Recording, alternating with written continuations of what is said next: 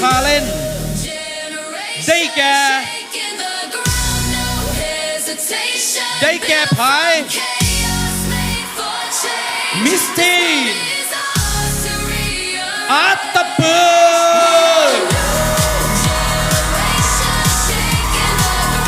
มอบสายสะพายและป้ายรางวัลโดยห้องผู้อำนวยการบริษัท SP Trading จำกัดผู้เดียวท่านนางวนิดา4 ออนซา Congratulations to Miss Teen อัตตปือ You are talent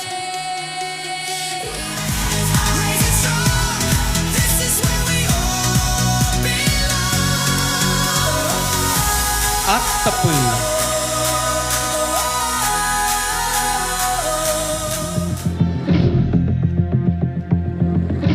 Miss Teen อัตตปือ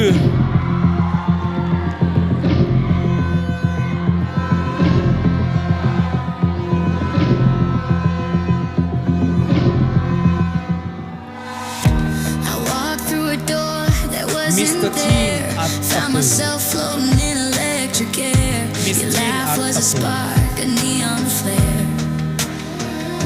The way you move, I lose my mind. Like a melody I can't unwind. Unforgettable, you light up my night, unstoppable. You're burning so bright, every second, every heartbeat. Unforgettable. Miss Teen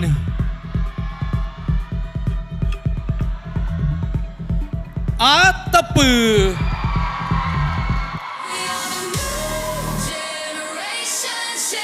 ขอแสดงความดีใจกับทั้ง5 คนจากทั้ง2ฝ่าย Miss and Mr. Teen ลาว2025 Top 5 Finalist Miss Teen อัตตปือประจำไมค์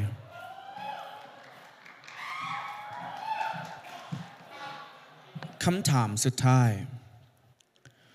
วัยหนุ่มคือกระดูกสันหลังของชาติโตน้องเองและวัยหนุ่มลาวทุกคนควรพัฒนาและให้ความสำคัญด้านใดแดเพื่อให้กลายเป็น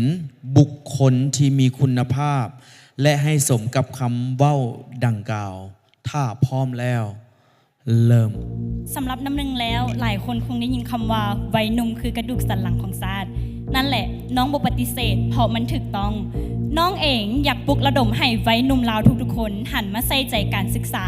เพราะแน่นอนทุกคนรู้อยู่แล้วการศึกษาเป็นสิ่งสำคัญที่สุดการศึกษาคือหมากหัวใจของชาติและการศึกษานั่นแหละจะเป็นพื้นฐานโครงสร้างที่ดีและน้องเองอยากเห็นประเทศลาวของเฮาพัฒนาโดยนำใส่บุคลากรภายในประเทศของพวกเฮาเองเพราะว่าเด็กลาวก็เก่งบ่แพ้ชาติใดในโลกขอขอบใจ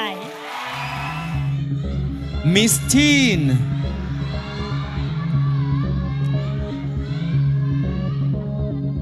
อัตตปือ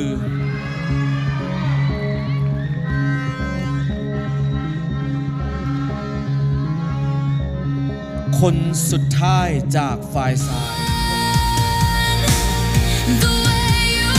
Miss Teen อัตตปือ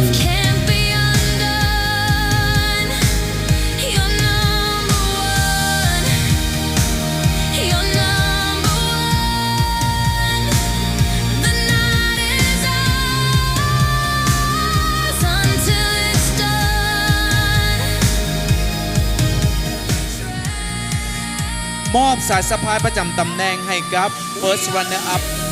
โดยลินดาซิริโสภาพิมพ์มาไก่สอน Reigning Miss Grand Laos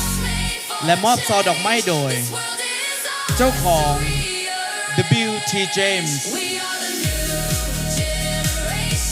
วิลลี่วรภพ